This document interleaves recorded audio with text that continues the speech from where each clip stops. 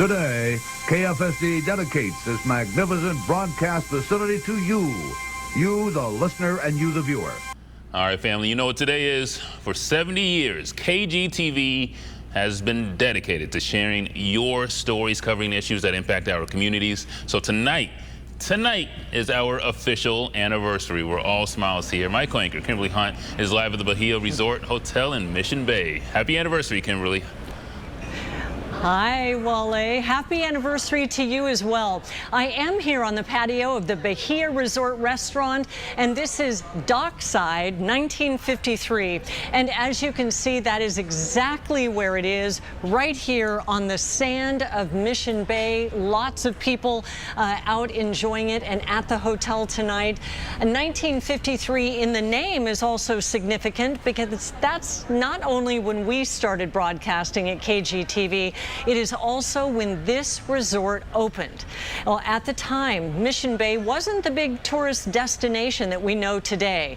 The founders, William and Ann Evans, envisioned a beach hotel in what was mudflats at the time. They took a leap of faith, building the hotel into the hospitality staple it is today. And I will have much more about the resort's history coming up at 5:30 in about a half hour. But first, as part of our 70th anniversary coverage, here is the story of my time here. I was a year out of college, anchoring the evening news in Monterey, California, when I got a call from the Channel 10 news director. He had just attended the National Association of Broadcasters annual conference in Monterey and was watching me on television. He was looking for an anchor to replace Bree Walker and wanted me to fly down for an interview and audition. I happened to be mulling a decision at the time between anchor offers in Dallas and Sacramento, and I told him the truth. I only had a few days before I needed to give the other stations an answer. He flew me down, made the offer, and I felt at peace. This station, this city, felt like home. My decision was made. It's been my home ever since. 10 News Live at 5 continues with Carol LeBeau and Kimberly Hunt.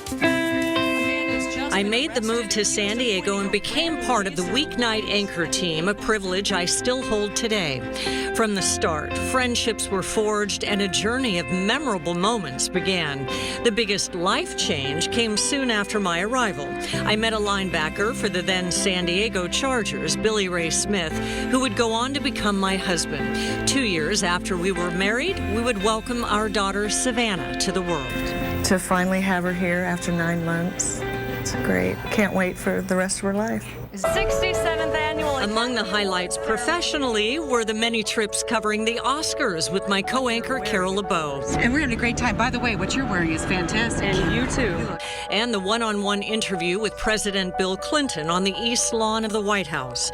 There are so many congressional districts now in America that have been through the kind of tough economic times that San Diego has. We talked border issues affecting San Diego, including NAFTA, Clinton's trademark New Deal at the time between the U.S., Canada, and Mexico. Good morning, America. It is Sunday, March 26, 1995. I'm Antonio Mora. And I'm Kimberly Hunt from KGTV in San Diego, filling in for Willow Bay. Thanks for joining us. While in prison, I was called up by the network to fill in as the host of Good Morning America. An amazing experience, but it didn't feel like home. Billy Ray retired from the NFL and launched a sports broadcasting career, which even put us together on the set here at Channel 10 for a time. And they lost the game by a single point, 11-10. Other assignments that stay with me include interviewing Oprah Winfrey. We are going to be pulling about 6 Gs. Riding with the Blue Angels, covering the Super Bowl. That hurts. And the Republican National Convention. But my passion has always been the stories that affect San Diego because of our position on the U.S. border with Mexico. One of the first stories I did at Channel 10 was Maquiladora's economic boon or toxic time bomb. It exposed the toxic chemicals discarded from factories lining the border and showed how those chemicals were leaching into the groundwater in puddles in Tijuana. It was poisoning well water and leaving children who walked to school each day with skin rashes and worse. And as you can see, this large drainage pipe for the factories, like many more which line this mesa, points in this direction. This story led to the first environmental treaty between the U.S. and Mexico. I've reported the ugly truth about San Diego's sex trafficking problem, our place on the national sex trafficking circuit, the open-air brothels hiding in San Diego's upscale canyons, and the return of a trafficking victim across the border from Mexico and back into the arms of her waiting mother.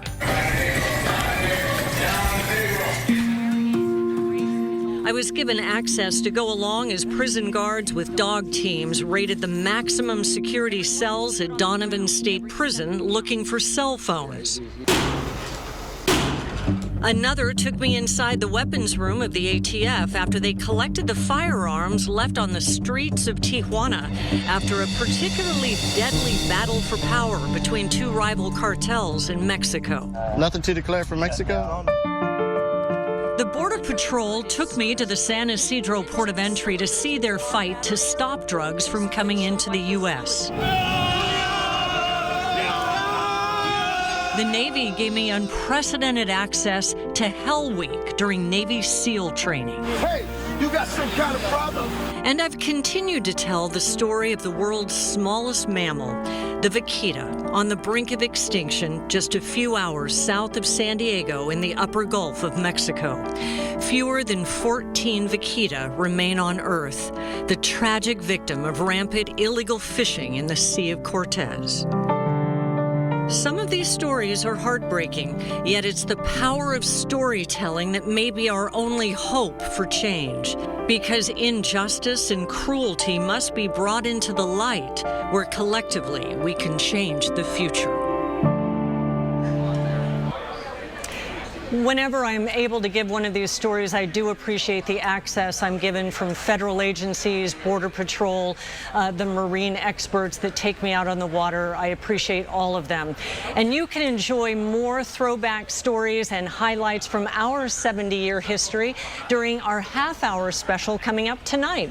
It airs at 7:30, right after ABC 10 News at 7. I will be right here at the Bahia Resort all evening long. Wale, at 5:30, I'm going to introduce you to the founder's daughter. You don't want to miss it. I don't want to miss it. And Kimberly, I think I speak for all the viewers when I say us here at KGTV and all of San Diego is lucky to have a legend like yourself amongst us. Oh, what a great friend. Thank you, Wale. We'll see you in 30 minutes, Kimberly.